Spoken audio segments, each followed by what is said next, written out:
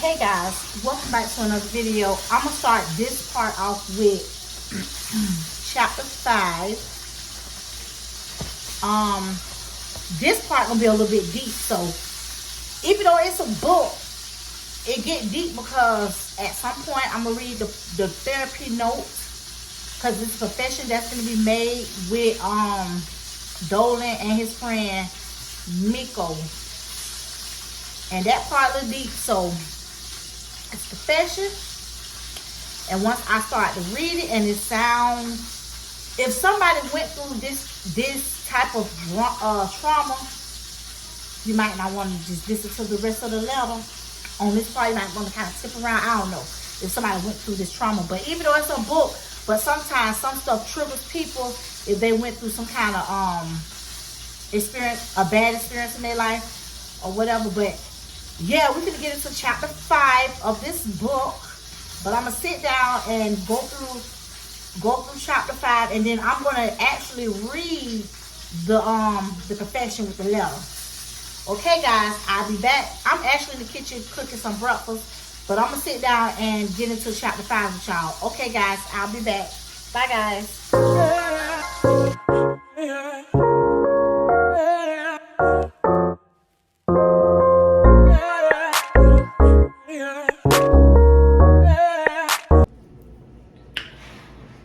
Hey guys, what's up? This your girl finna come on in with the book. Bear with me. As y'all know, sometimes it's a little confusing because I'm trying to wrap my mind with these folks that's in this book. But if you kind of lost, you have to probably go back to the last chapter, figure out what I was saying, and then come on into chapter 5. The Ghetto Book with your girl. Coffee and drama book time. Okay, chapter 5. And this is what we get with chapter 5. Okay, with chapter 5, it was, if you see me looking over, because I'm looking over to the book and some of the notes that I wrote, because it was the main parts, because some stuff don't stick out to me with the books a little bit because it's more parts to this book. But okay, it was Nolan and Greg is Nolan and Dolan is brothers. But Greg is the third brother. He's the step brother. He got a different mama. So Nolan and Greg went to the bar or whatever. They went to a bar, got some drinks or whatever. Somehow Greg stepped off from the bar. He went, I don't know where he was. He went somewhere in the club. We'll just call it the club, whatever. He went somewhere in the club. Nolan was sitting at the bar getting drinks or whatever. And then he was just thinking of Darcia because, you know, she in the hospital. And he really didn't want to go to the bar with his brother. He probably got a better relationship with the stepbrother than his brother Dolan, because him and Dolan have this hate-love relationship between each other. You know how siblings is or whatever. Sometimes you just don't get along with your siblings. So Dolan and Nolan just don't get along. But I guess the stepbrother, Greg, and Nolan, they okay. Remember, Nolan is the one who work at the doctor. So Nolan, all he can think about is his sister-in-law, Darcia, the one that's in the hospital. He didn't want to even go to the bar with his brother, but somehow they end up at the bar. Greg steps off, and Nolan watching the news.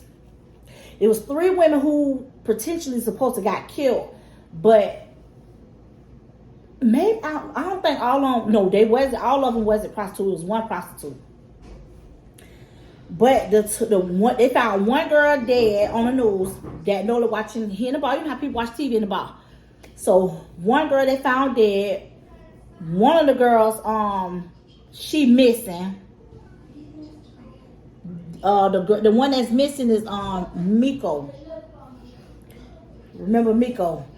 Miko and Essence is the prostitute. Remember, y'all, in the last chapter, Essence have the 2 crazy girls, Carlina and Yvette. She got a gun to them. Because anybody involved with Nolan and stuff like that, she don't play that. She don't play that.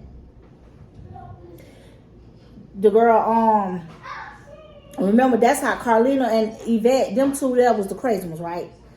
So Carlene and Yvette is the one who she did something to the girl Essence and thought she was dead, but she wasn't dead. So she came to Yvette house. Somehow Carlene ended up back at Yvette house too. But Essence got a gun to both of the girls at the moment or whatever. So Essence is really at the house with the two girls with the gun to them.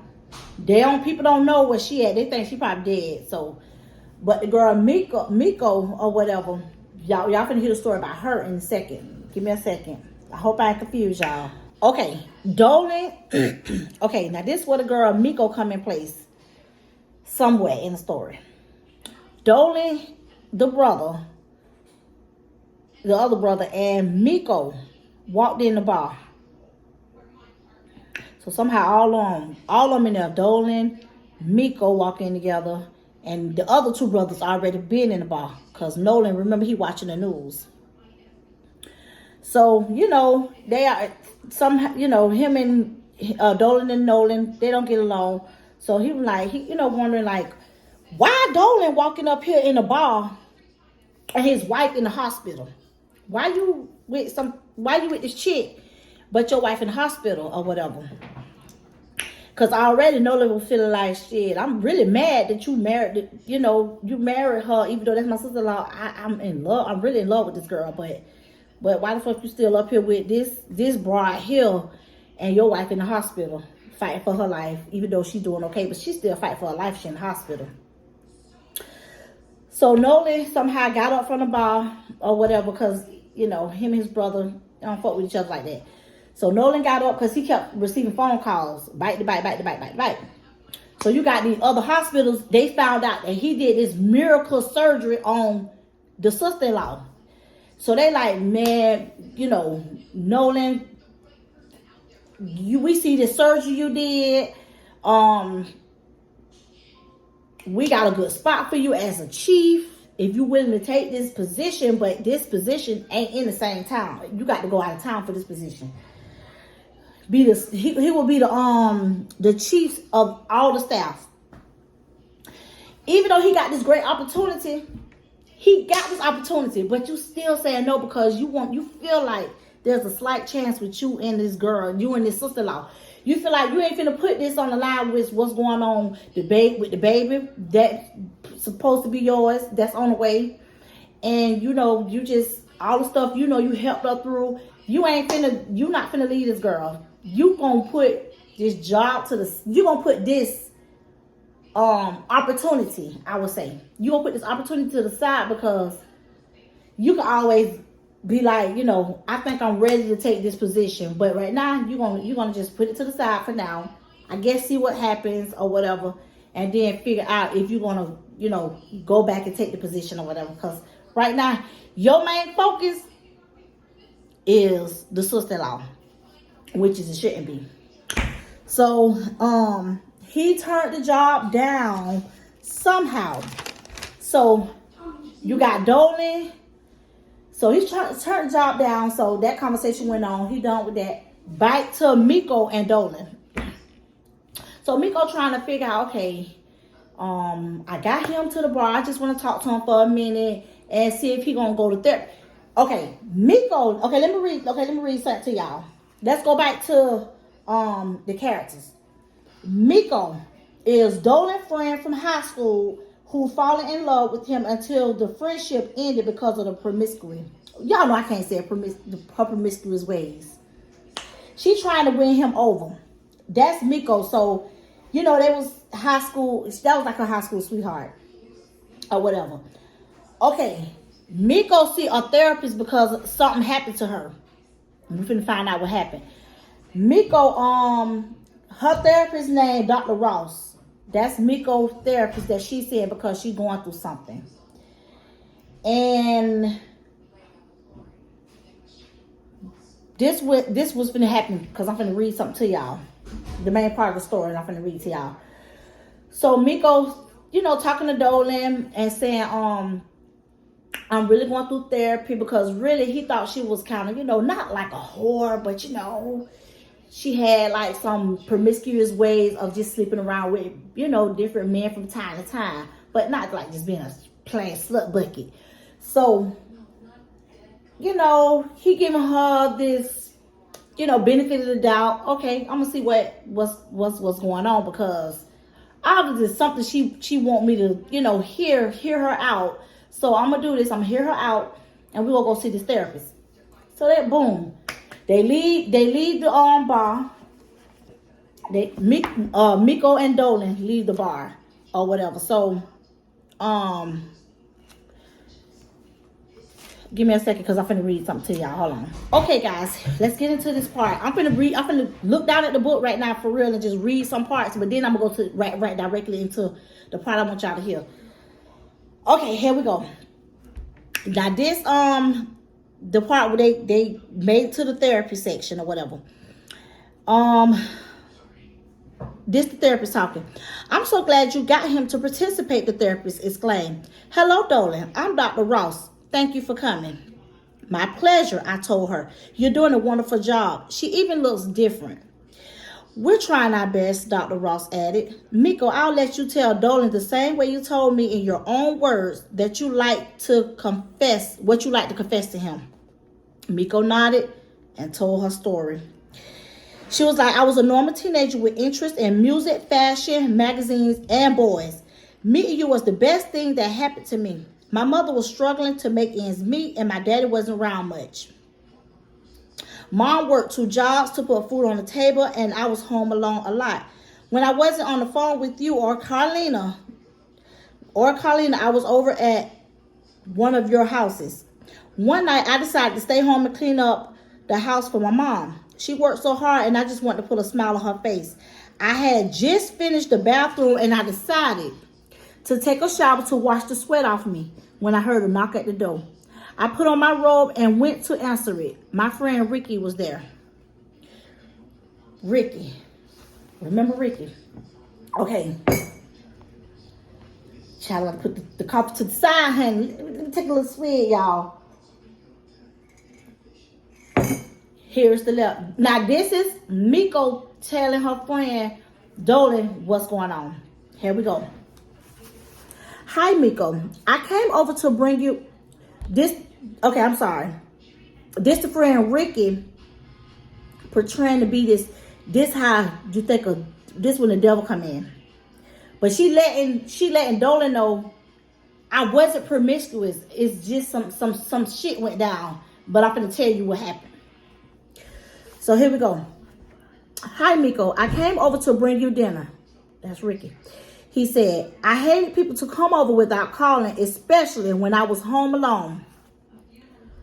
But it was a nice gesture. That's so sweet of you, I said as I devoured the cheeseburger and fries. There's nothing I wouldn't do for you, he smiled. So what do you have planned for tomorrow? I changed the subject. Hopefully spend it with you. What do you have in mind? A little foreplay, he answered. I like you, Ricky, but it's not that type of party. I'm not ready to have sex. Hell, if you ain't, I see you flaunting your body, your banging body and staring at me when you think I'm not looking. You know you turn me on.